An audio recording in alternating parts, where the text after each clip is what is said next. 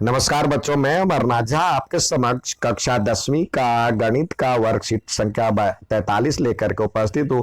यह दिनांक 12 नवंबर 2021 के लिए है। हमारा टॉपिक है दो चर वाले रैखिक समीकरण युग्म की पुनरावृत्ति। अब रैखिक समीकरण किसको कहते हैं? जिसका घात एक हो, a1x plus b1y plus c1 इस तरह से हो, तो ये घात एक हो तो रैखिक समीकरण कहलाता है। इसका मानक रूप युग्म यानी जोड़ा, तो दो समीकरण होना चाहिए। मानक रूप a1x plus b1y plus c1 is equal to 0 और दूसरा a2x plus b2y plus c2 equal to 0। तो इसका ग्राफीय निरूपण कैसा होगा? यदि ग्राफ पे बनाएंगे तो कैसा होगा? रेखा का प्रकार कैसा होगा? हल होगा कि नहीं होगा? हल के प्रकार कैसे होंगे? स्थिति कैसी होगी? तो उसको निकालने के लिए हमारे पास जो नियम है, देखिए, दो समीकरण होगा a1x प्लस b1y, मानक रूप जो है उसमें लिखे, प्लस c1 इजकल टू 0। कई में c1 बराबर में c1 हो तो कोई घबराने की बात नहीं, वो वैसे ही रहने दे। a2x plus b2y plus c2 equal to 0। अब हमें करना क्या है? सबके x का जो कॉफिशिएंट है, x का जो गुणांक है, उसको आपस में फ्रैक्शन में लेके आना है। यानी a1 बाई a2 करके देखेंगे, b1 बाई b2 करके देखेंगे, c1 बाई c2 करके देखेंगे। तो क्या होगा? या तो ये एक दूसरे के बराबर होंगे, बराबर नहीं होगा, पहला ही बराबर नहीं होगा, एक स्थिति ये हो सकती है। दूसरा होगा ये बराबर हो गया और ये बराबर नहीं होगा, तो दूसरी स्थिति हो जाएगी ये। और तीसरा होगा ये तीनों बराबर होगा, तीन ही स्थिति हो सकती है। तो आइए हम पहले स्थिति की तरफ आए, जब ये बराबर नहीं है तो क्या होगा? जैसे कि यहां पे दिया हुआ है a1 अपॉन में a2 is not equal to b1 upon में b2, तब क्या होगा?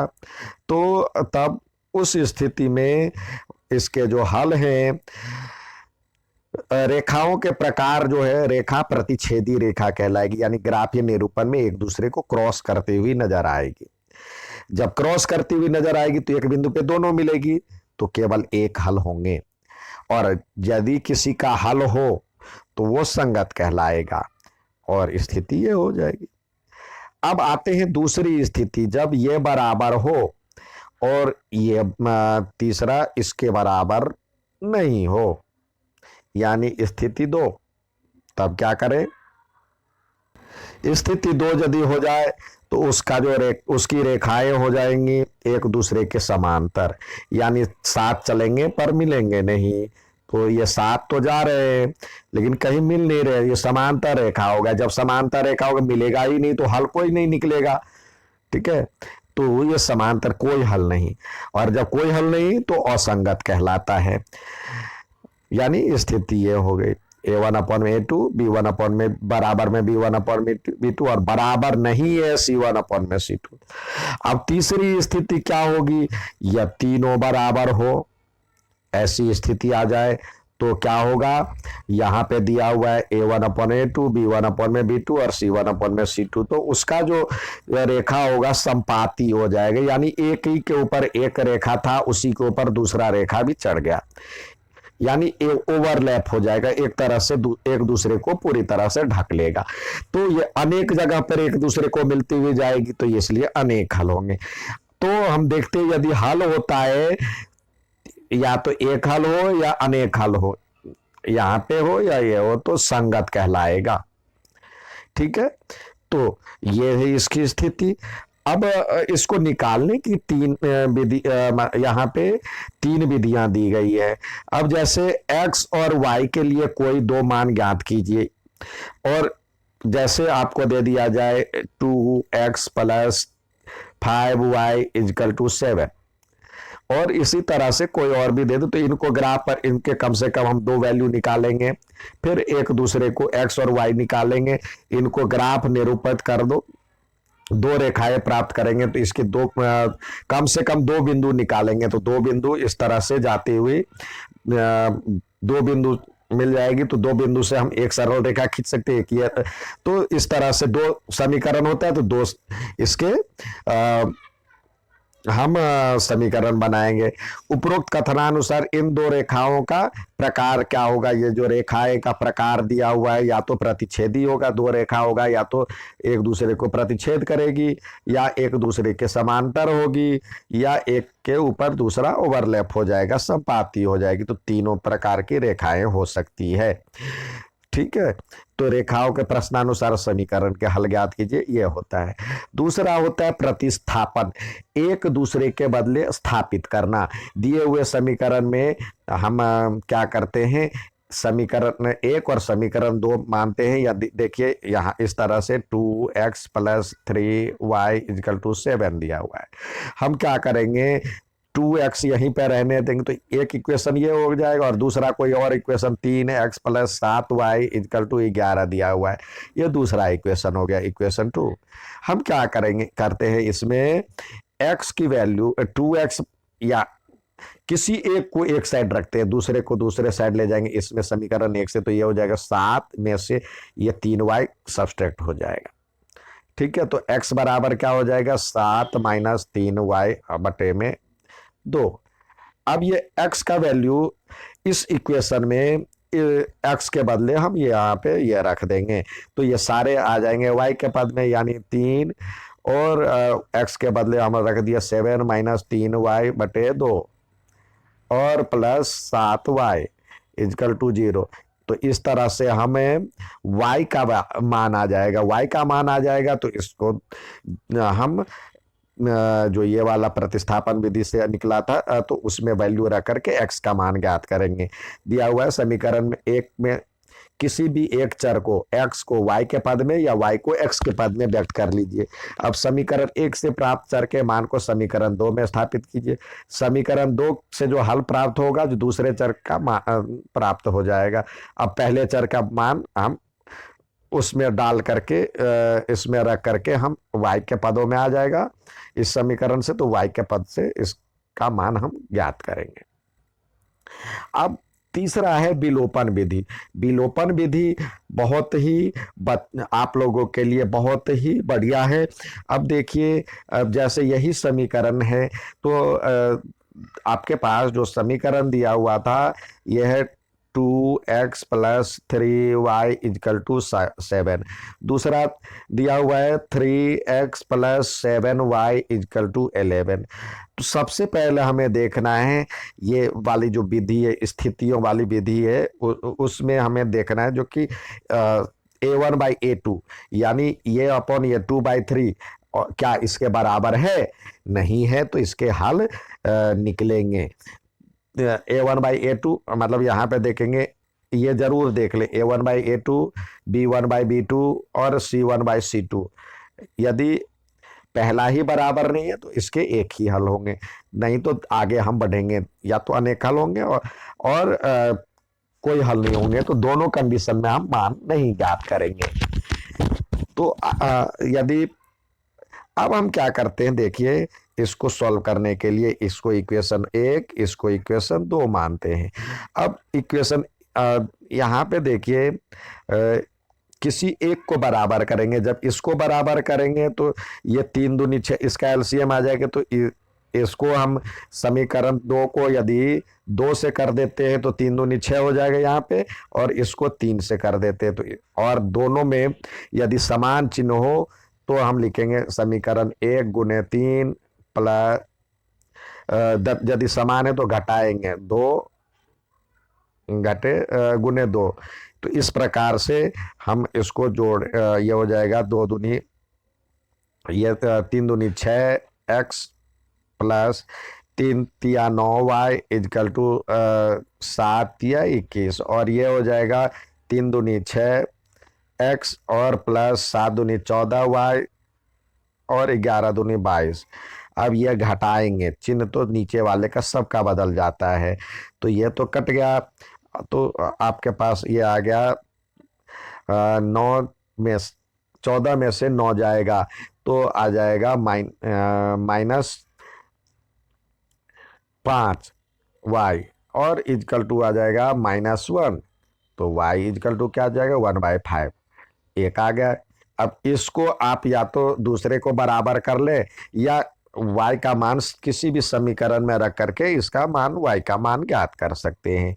तो इस यहाँ पे यही विधि दिया हुआ, दिए गए समीकरणों में किसी भी एक चर के गुणांक को देखिए, उस चर के गुणांक को समान करने के लिए दोनों समीकरण के किसी उचित संख्या से गुना कीजिए। इस प्रकार वह चर विलोप हो जाता है और हम दूसरे चर को मान प्राप्त कर लेते हैं। इस प्रकार प्राप्त चर का मान किसी भी समीकरण में रख करके विलोपित चर का मान ज्ञात कर लेते हैं। ठीक है, ये था आज का वर्कशीट। आइए, हमेशा की तरह आपको सवाल दिए जाते हैं करने के लिए, तो आइए सवाल करने का प्रयास करें। यहाँ पे पहला सवाल दिया हुआ, यदि x का मान और ये y का मान इस समीकरण का हल है तो m का मान ज्ञात कीजिए। तो x के बदले इस समीकरण में x और y का वैल्यू रखिए। तो ये दिया हुआ है 2 और x के बदले है, यहाँ पे समीकरण हमारे पास ये है, तो x के बदले ये रखे 3m+1 और प्लस y है, y के बदले हमें 4 रखना है, बराबर में दिया हुआ है 3। तो इसको सॉल्व करते हैं तो ये हो जाएगा 6m, 3 दूनी 6m प्लस 2 और प्लस 4 इजकल टू 3। तो 6m प्लस 6 इजकल टू 3। तो हम यदि इसको जोड़ते हैं 6m बराबर में ये इस साइड जाएगा तो 3 माइनस 6 हो जाएगा, यानी -3 बचा। तो m बराबर में क्या बचेगा, इधर से -3 है और इधर से 6, इससे डिवाइड हो जाएगा, यानी -1/2। इसका सही आंसर है -1/2। नेक्स्ट सवाल देखते हैं। दूसरा सवाल दिया हुआ है के किस मान के लिए रैखिक समीकरण इसका कोई हल नहीं होगा। तो कोई हल के लिए हमारे पास क्या होता है formula, a1/a2 is equal to b1/b2 और is not equal to c1/c2। तो हम चलते हैं जहां पे के, यहाँ पे x का निर्देशांक 1/k बराबर होनी चाहिए 2/4 के, आगे हम देखेंगे ही नहीं। तो ये हो जाएगा इधर 2/4, तो ये 1/2 और इसको सॉल्व करेंगे तो ये हो जाएगा के इक्वल टू 2, के बराबर में 2। तो इसका सही आंसर है 2 आंसर। ठीक है, नेक्स्ट सवाल देखते हैं। तीसरा दिया हुआ है, ये x अक्ष को प्रतिच्छेद करती है। तो x अक्ष पर प्रतिच्छेद करेगी, x अक्ष पर प्रतिच्छेद जो करती है, तो x अक्ष पर क्या होगा, x अक्ष पे y0 होता है, y0। तो ये हो जाएगा x और 0। तो x बराबर में x रख के y बराबर में 0 रख दें, तो इस समीकरण का हल होना चाहिए। तो ये हमारे पास समीकरण है 2x + 5y + 1 इजकल टू 0। तो x के बदले x रखे या ये कुछ भी रख सकते, तो ये हो जाएगा 2 और x प्लस y0। तो 5 को 0 से करेंगे गुना और 1, तो आपके पास यदि ये हो जाएगा 2x + 0 + 1, 2x + 1 हो जाएगा, उधर आ जाएगा तो -1 हो जाएगा। x वाले को एक साइड, बिना x वाले को एक साइड, तो x बराबर में -1/2। इसका हमें ये पॉइंट देना है जो कि ये कहाँ पे मिल रहा है, x एक्सिस पे पॉइंट बताना है। तो ये x की वैल्यू आई है, तो हमें हमारा ये पॉइंट हो जाएगा -1/2 और 0, ये पॉइंट हो जाएगा। सवाल दिया हुआ है, इसके लिए हल निकालिए। तो यहाँ पे उस समीकरण जो दिए है थोड़ा सा अलग तरह का दिया हुआ है, तो उसको हम पहले सही करें। देखिए क्या है, x + y है, तो यहाँ पे x अपॉन में xy लिख सकते हैं, प्लस y अपॉन में xy लिख सकते हैं, बराबर में 2। और दूसरा इधर ऐसे ही x/xy लिख सकते हैं और प्लस माइनस है y/xy लिख सकते हैं, बराबर में 6 दिया हुआ है। यहाँ से ये कट गया, इधर से x कट गया, यहाँ से x कट गया, इधर से y कट गया। तो हमारे पास ये इक्वेशन आ गया 1/y plus 1/x is equal to 2, और इधर से आ जाएगा 1/y minus 1/x is equal to 6। अब हम इसको यदि सॉल्व करते हैं, इसको इक्वेशन 1, इसको अभी इस हम क्या करें, 1/x को 1/y इजकल टू u तथा 1/x इजकल टू v रखने पर क्या हो जाएगा, u यहाँ पे हो जाएगा, पहला सवाल हो जाएगा u plus v equal to 2, और दूसरा हो जाएगा u minus v equal to 6। तो हम इस दोनों को पहले जोड़ लें, तो क्या हो जाएगा, जोड़ेंगे तो ये तो कट जाएगा, तो ये हो जाएगा 2u इजकल टू 8। तो u इजकल टू 8/2 यानी 4। ठीक है, और एक घटा लेंगे तो क्या हो जाएगा, इसको हम इक्वेशन 1 मान लें, इसको 2 मान लेंगे। तो यहाँ पे हमने प्लस किया था, यहाँ पे 1 + 2 किया था।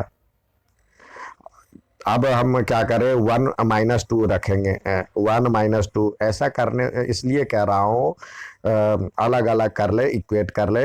यदि ये गलत हो जाएगा तो दूसरे का भी वैल्यू कम हो जाएगा। अब यहाँ पे हम 1 - 2 करते हैं तो क्या हो जाएगा, u plus v equal to 2, और u समीकरण है u minus v equal to 6। इसका हम इस तरह करेंगे, साइन चेंज करेंगे तो ये हो जाएगा, ये कट जाएगा, 2v इजकल टू -4। तो v का वैल्यू क्या आ जाएगा, v का वैल्यू आ जाएगा -4/2 यानी -2।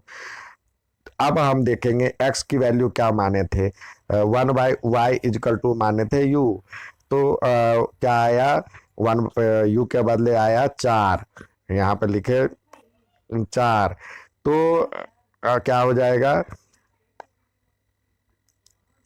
y इजकल टू हो जाएगा 1/4, और v का वैल्यू हम v बराबर में हमने माना था 1/x। तो ये आया है, या यहाँ पे लिख दिया -2।